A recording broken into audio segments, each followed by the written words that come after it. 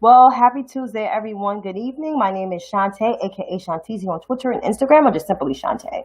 So I am here with some analysis for you guys. I hope you guys are well this evening. I am going to be on not so long because I do have some homework to do. Well, actually, excuse me, a project because I got to finish my project. My project is due at 10 o'clock tomorrow evening, so I am like basically halfway done. So I'm just not going to be on that long, but I am going to get to you with some coronavirus numbers. So globally, we are at 29,477,183 cases of COVID-19. Um, the deaths globally are at 933,490.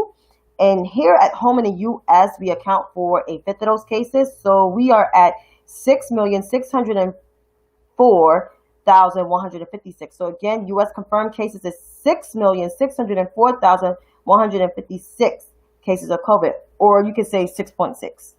So we're at 7 million, almost at 7 million. The death toll here is at 195,765. Are you shocked? I'm not shocked. Not at all. Here at home, I'm going to read from the New York Times COVID map because what I just read from was the Johns Hopkins website. The website is coronavirus.jhu.edu, but I am going to read from the New York Times COVID map in terms of the states because I get the full states here. So California, let me just refresh this page to make sure it is what it is. Okay.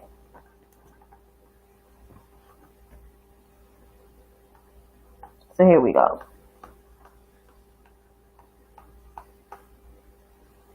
So California is at 769,547, followed by Texas has just reached 700,000. So they have 701,189, followed by Florida at 668,838.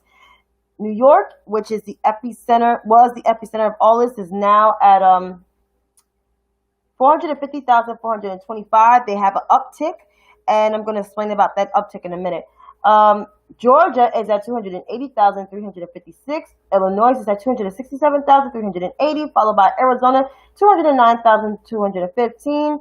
New Jersey is at 199,193. North Carolina is at 187,486. And Tennessee rounds up the top 10 with 172,692. So y'all already know it's no national court recording response. I'm not even going to go there. I'm going to get into the Trump town hall in a minute. But the upticks that you see in states that have flattened their curve, but there's still spikes like New York, New Jersey, Connecticut, and I think like 2 other states are seeing upticks in their cases because they reopened but in partial numbers.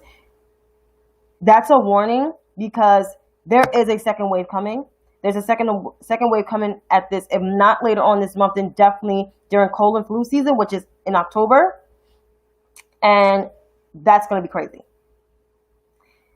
We may have to shut down again. The country may have to shut down again. And this time, there needs to be some type of national coordinated response, which I have a feeling that's not going to happen because from the words of the White House occupant's mouth, it ain't happening. I can tell you that right now. Nada. Zip. Zero. Not happening. Okay? But in terms of this White House occupant, he had a town hall today. And I'm going to play the clip on, during his town hall. So let me just get that real quick. Where he gets fact checked. And also he gets questioned by a young woman. So I'm going to pull that up about this. First, when he downplayed it, that's the clip I want to play. If you believe it's the president's responsibility to protect America, why would you downplay a pandemic that is known to disproportionately harm low-income families and minority communities? Yeah. Well, I didn't downplay it. I actually, in many ways, I upplayed it in terms of action. My action was very strong.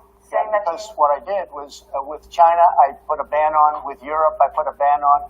And we would have lost thousands of more people had I not put the ban on. So That was called action, not with the mouth, but in actual fact. We did a very, very good job when we put that ban on. Whether you call it talent or luck, it was very important. So we saved a lot of lives when we did that. There were holes in the ban, and the European ban didn't come for another month. Well, they were Americans. I mean, the holes in were if you have somebody in China that's an American. So y'all know he lying right there, right?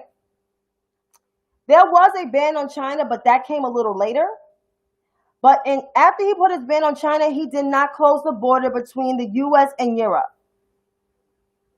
So folks who don't know and can tell by the sound of my voice, I'm from New York. I'm from the East Coast. My state had the most coronavirus cases because he did not close the border between Europe and the U.S. The strain that came to the United States of coronavirus, the heavy strain, came from Europe, particularly countries France, Italy, and Spain. And people from those three countries visit the U.S., particularly come to cities like New York, Boston, and Washington, D.C., but mostly roughly in New York because that's the first American city they fly across from the Atlantic Ocean. And some of the virus has probably been here since late January into February to early March. So Trump did not put an immediate ban. When he announced the national emergency, he had people from Europe rushing to get back here within the States within 48 hours. And still, there was no European shutdown. I haven't even heard him announce travel shutdown from Europe.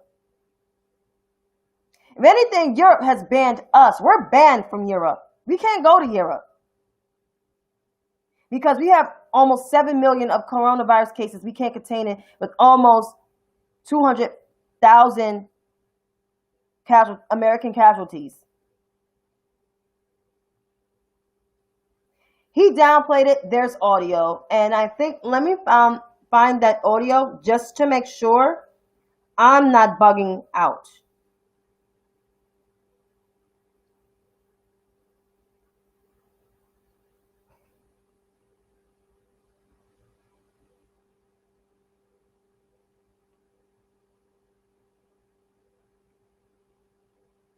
Yeah, we can't go anywhere, Elizabeth. We're screwed.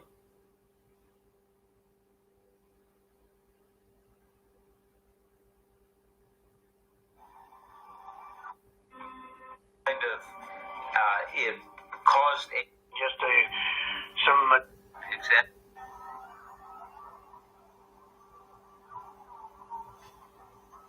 There's an audio of him downplaying the virus.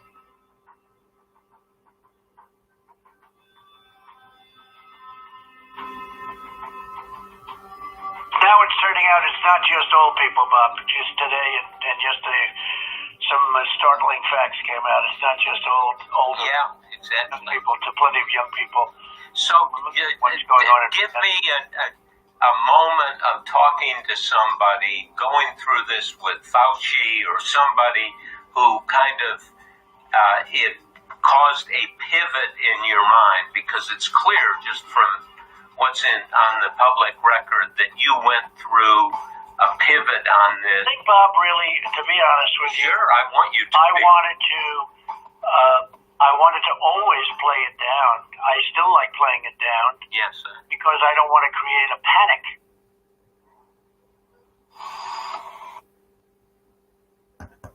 Y'all heard that? He always wanted to play it down. So when he lied to that black girl, she's smart. She ain't saying nothing because she just shook her head and was like, "Child, please." Man, please, Donald Trump. You admitted it to Bob. Dead ass admitted it. Stop the goddamn lying. I'm all right. I'm doing fine. Thank you for asking. I wish Donald Trump would cut the bullshit. The difference is everybody's now seeing through his bullshit. I saw through his bullshit from since I was a kid. Saw through his bullshit back in the 90s as a kid, growing up in the city. So, I mean, you all know he's full of shit. I was just talking to my mom today about what he did. Yeah, he been creating panic before he ran for office. He is a panic nightmare. He is a doomsday ass motherfucker. That's what he is. Every time he tried to do business with somebody, he backed out of a deal back in the Bronx. Like, and still people had to move out of those apartments and on Cedric Avenue in the Bronx. Donald Trump's full of shit. That's why I for those people that voted for him, I'm like, at this point in time, you still support him? I don't feel bad for you. I can't. I can't feel bad for you. I just can't. That's my opinion. That's all I'm saying. But that was one clip, and I'm going to play the other clip for you where another woman asks about the coronavirus, not the coronavirus pandemic, about healthcare. I was born, I was considered uninsurable. That disease started in my skin, moved to my eyes, into my optic nerves, and when I went to graduate school, into my brain. When it hit my brain, I was automatically eligible for disability for the rest of my life. Mm-hmm. I chose instead to get a bachelor's degree, a master's degree, a PhD, and become a professor. Great. It is great, except I still have similar healthcare problems. It costs me, with co-pays, I'm still paying almost $7,000 a year in addition to the copay, and should pre-existing conditions, which Obamacare brought to fruition, be removed. No. Please stop and let me finish my question, sir. Should that be removed within a 36 to 72 hour period without my medication, I will be dead. And I want to know what it is that you're going to do to assure that people like me who work hard, we do everything we're supposed to do, can stay insured. It's not my fault that I was born with this disease. It's not my fault that I'm a black woman and in the medical community I'm minimized and not taken seriously. I want to know what you are going to do about that. Yeah, that was great. I think I'm going to catch it online because I was doing my homework. But there's another clip from that. I think he got fact-checked by George Stephanopoulos. So let's play that. George Stephanopoulos.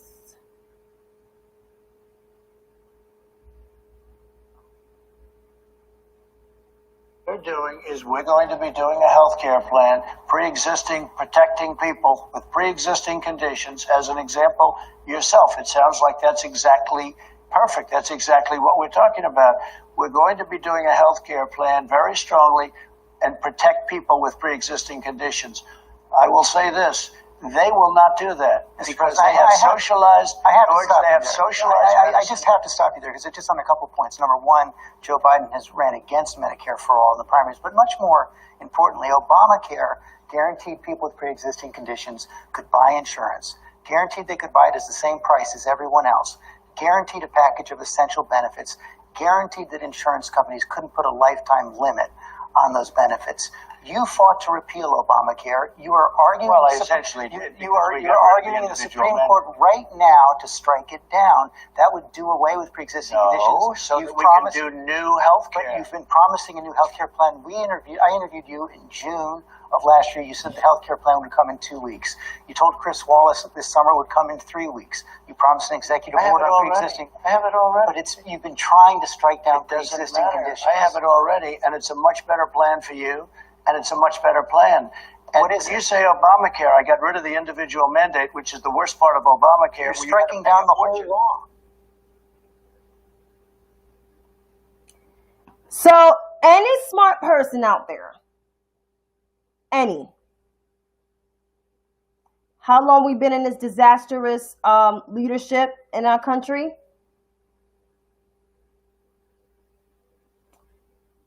The GOP, including the White House occupant from Queens,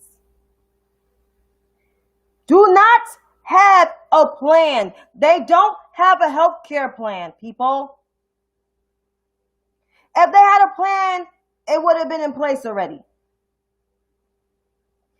The Affordable Health Care Act, also known as the ACA. I don't like saying Obamacare because it's the Affordable Health Care Act, because that's how he has it. As the law of the land. So the fact that he's trying to put this shit in court, you're going to uninsured 32 million Americans with no backup plan. Saying you have it, it's not there. We all know he's lying, people. I wish people would stop taking this man so seriously just because he lives on 1600 Black Lives Matter Avenue inside the people's house. He has no fucking plan. I have the Affordable Health Care Act, the Medicare plan, of course. He takes my health care away, I have no health care. He takes my sister's health care away, she doesn't get her medication. Or my elder sister's health care, even though she's unsure about her job, but that can get cut too. My father's health care, everybody's health care at this point.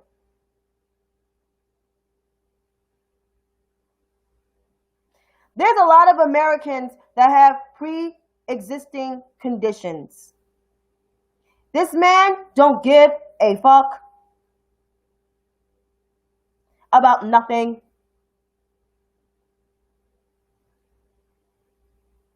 Absolutely nothing.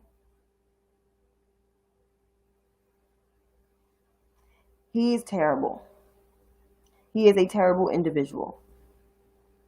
And this is why we have to get his ass up that White House. Voting for Biden and Harris will make sure that every American gets insured.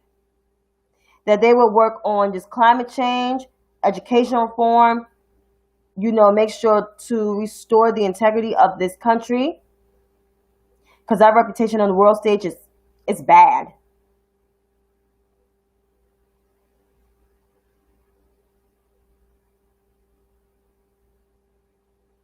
Not us, that if for damn sure. Yeah, true. Elizabeth. I was for Kamala Harris back in the primaries. I'm glad she's the vice president, nominee. Joe Biden's running mate. Joe Biden was the best vice president to date, and when she becomes, she's going to be the best vice president after him.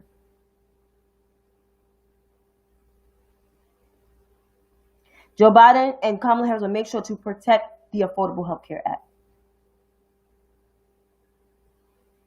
They will make sure that we will have our cases will go down for coronavirus. These cases are still trailing up. There's 6.6 million cases and over 195,000 people dead.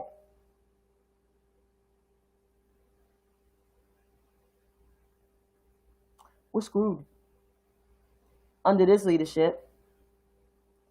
And people talking that shit like, I don't know if I want to vote for Biden and Harris.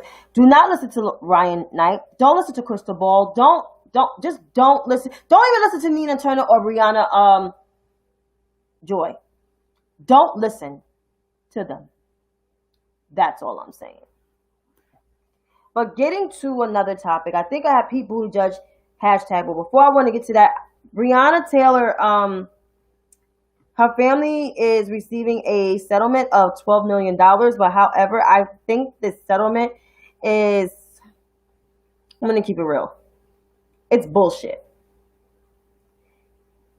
They're doing this, wait 6 months and doing this shit because they've been getting pressure from the public. Not people on TV, but the people that's been marching for Black Lives Matter. So I'm going to find the clip of this and I want to play it.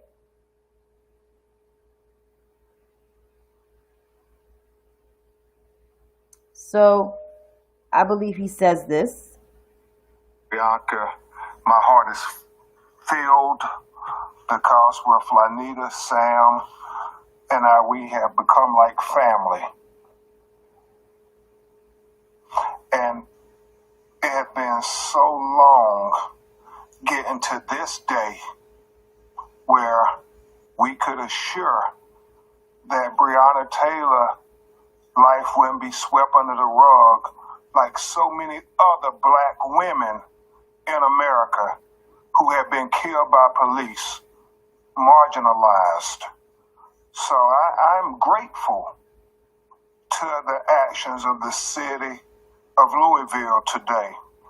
And it is not just the historic $12 million settlement, which, as I understand, is the largest amount ever paid out for a black woman in a wrongful death killed by a police in America.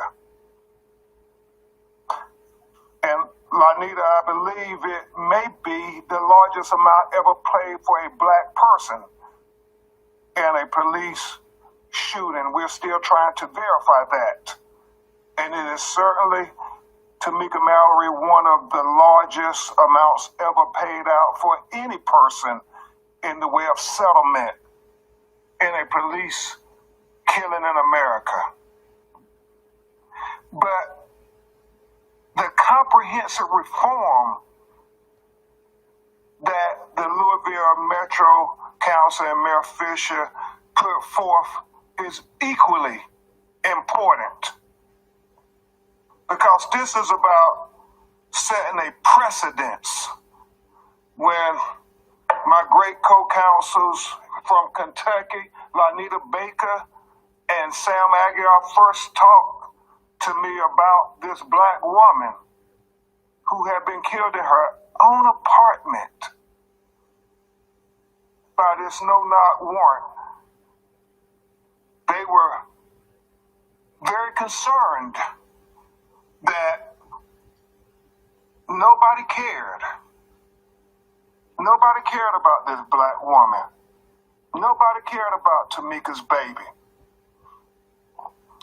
And that's when I started calling everybody I know to say that black women's lives matter too. I remember calling Reverend Al Sharpton saying, "Can I come on your show?" I remember calling Ricky Smiley saying, "Can I get on your radio show, your national radio show?" I called Tamika Mallory and my son and her team at Until Freedom. I called Senator Kamala Harris. I was saying to anybody who would listen, Breonna Taylor life matters. And Senator Kamala Harris was the first national elected official to go on national television and to say her name, Breonna Taylor. I called Tesla Figaro and Charlemagne and everybody to say, we cannot let her life be swept under the rug. And from all of these individuals and so many others, especially the activists who came and was on the ground here in Louisville saying that we won't let Breonna Taylor life be swept under the rug. And thank God, with what has happened today, Mayor Fisher, not just with the historic amount, but equally important with the reform that Attorney Bacon, Attorney O'Connor spoke of, it sets a precedence for other black women, that their lives won't be marginalized, that they will be valued. Lives like Sandra Bland, lives like Pamela Turner in Baytown, Texas, lives like 7-year-old Ayanna Stanley in Detroit, who also was killed as a result of a dangerous no-knock warrant. Because we have to speak truth to power when we get an opportunity. And these dangerous no-knock warrants are disproportionately executed against black people in America. And so I'm very happy that the Metro Council also stood united with Tamika Palmer to pass Breonna's law to abolish these dangerous no-knock warrants, because it was foreseeable who was most being put in danger with these no-knock warrants. That was powerful. And he also said, this is what he also said, Daniel Cameron. He called out Daniel Cameron's name. And he said to Daniel Cameron, definitely said to him, do your fucking job.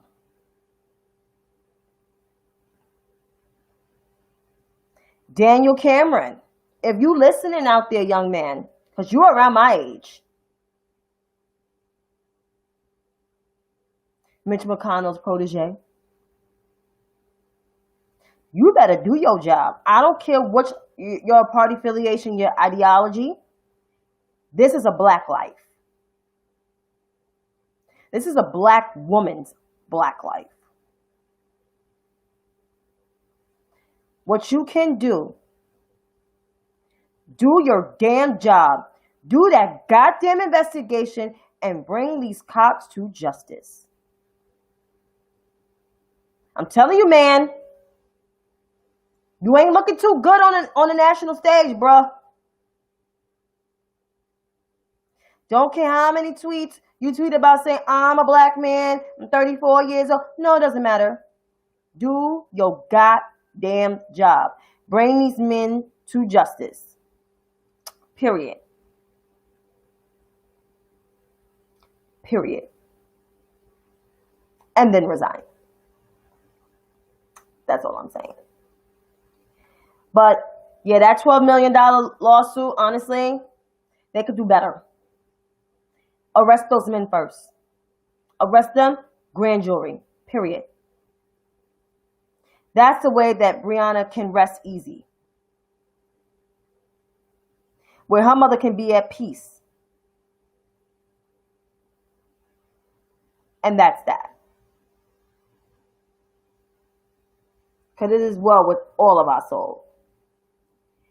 Now getting into Pete Buttigieg. So today on The View, Pete Buttigieg pretty much put Megan in her place. And I was here for it.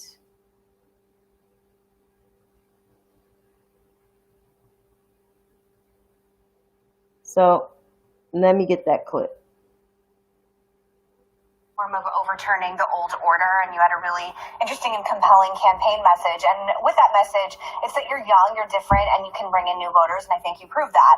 A big question right now is whether or not Joe Biden will accept Joe Rogan's invitation to come debate Trump on his platform, which would probably be the most watched debate of all time. Trump has already accepted and said yes. As someone who campaigned on throwing out the old Washington playbook, and also I always applauded you. You did every kind of medium. I remember you doing interviews on TMZ and Fox News, and you'll go anywhere and talk to anyone. Would you advise Biden to possibly accept Rogan's offer, or maybe go to another unorthodox place to debate President Trump? You know, certainly in my campaign, we love going to unorthodox places to reach as many people as possible. That being said, the whole idea of a debate moderator is somebody who's neutral. And if one of them is being pushed by one of the two candidates, one of the two parties to the debate, it kind of kills the whole idea that it's going to be neutral. Look, we have an entire commission on presidential debates designed around making sure we have a fair process. To me, even though I think this is kind of a fun conversation to have, I can't help but wondering why the president wants us talking about this. And I think he wants us talking about this so that we're not talking about the fact that a major part of our country is on fire.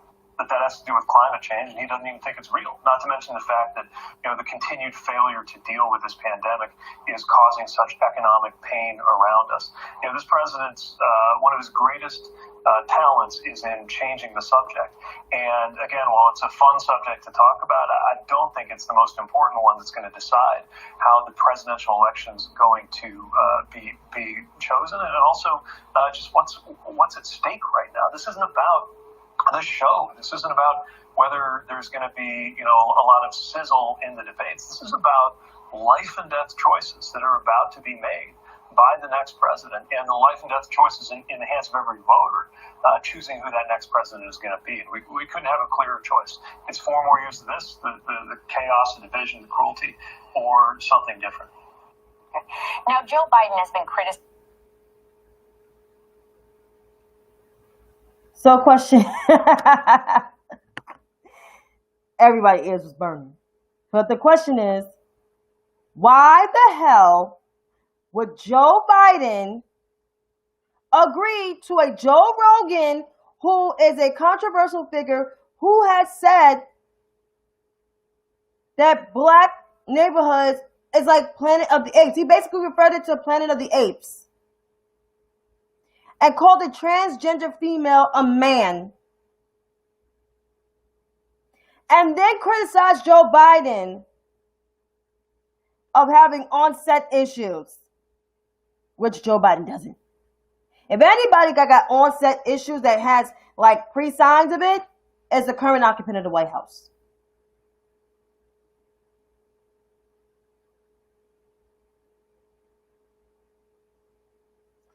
I just don't understand. I don't understand why the hell would Biden even agree to that shit.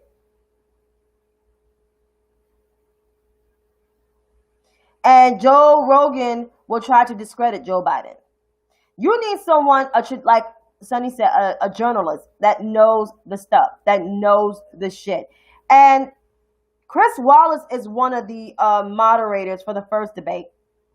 I'm not sure who's on the second debate, but I know the third one is Kristen Welker of NBC News, the White House correspondent, who is a black woman. And Megan don't like those choices because these are people that are actually real credible journalists that is not with the shits with Donald Trump.